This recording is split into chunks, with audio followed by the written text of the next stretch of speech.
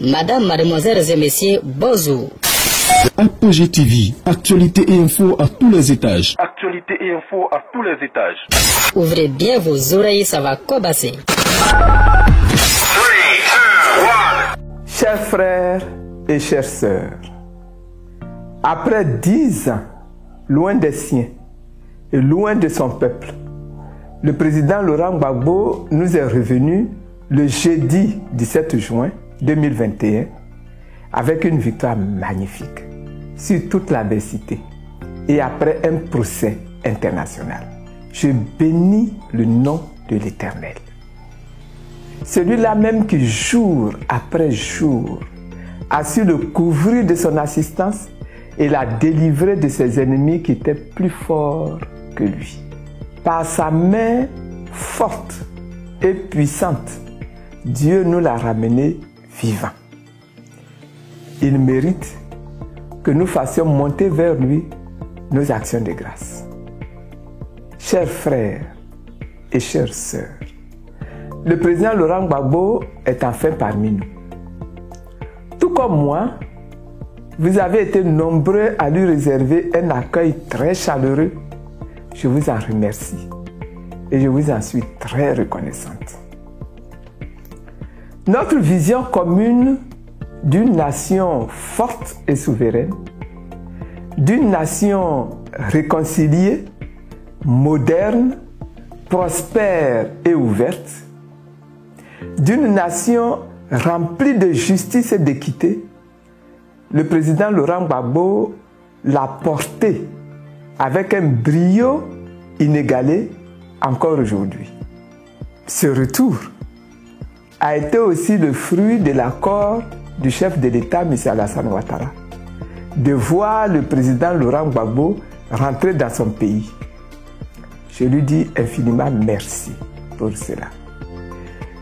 Et je viens encore une fois plaider pour qu'il continue à poser ses actes forts d'apaisement et de réconciliation que tout le peuple de Côte d'Ivoire attend.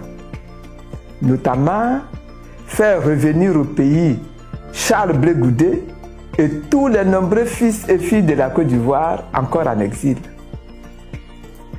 Libérer les prisonniers civils et militaires de la crise post-électorale. Il continue de purger de lourdes peines. Libérer les nombreux prisonniers de la dernière crise politique dite du troisième mandat.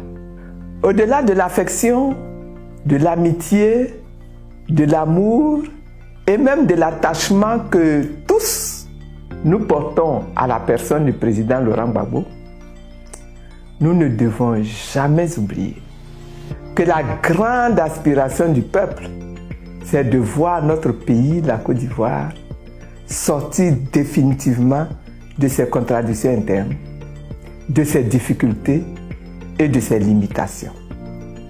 Ce peuple rêve d'une nation véritablement réconciliée, développée, modernisée. La profonde espérance que cette vision a su lever en nous perdure encore et ne veut ni ne peut s'éteindre. Frères et sœurs, aujourd'hui le temps est favorable pour la manifestation de l'amour avec grand A envers tous nos concitoyens, peu importe leur ethnie, leur religion ou leur obédience politique. Le temps n'est plus aux imprécations. Ne donne donc aucune place à l'amertume, à la rancune, à la douleur, à la déception et à la colère. Levons-nous plutôt et avançons, nos yeux fixés sur la vision. Dieu veille, il dirige tout, il conduit tout. Ne quittons pas notre place, restons calmes et gardons notre sang-froid. L'essentiel est encore à venir. Je voudrais en fait saisir l'opportunité de cette adresse pour vous exprimer toute ma joie, toute ma gratitude et ma reconnaissance pour l'attachement que vous avez manifesté à ma personne à l'occasion de la célébration de mon dernier anniversaire. J'ai été célébré en Côte d'Ivoire, dans plusieurs pays africains, en France, en Angleterre, au Canada, pour ne citer que ces places-là. Des plateaux télé m'ont même été consacrés. Plusieurs vœux m'ont été transmis par des internautes sur les réseaux sociaux. Pour toutes vos marques d'attention et d'affection, je vous dis merci du fond du cœur. Je voudrais terminer mes propos en vous invitant une fois de plus à garder le cap, les yeux fixés sur la vision.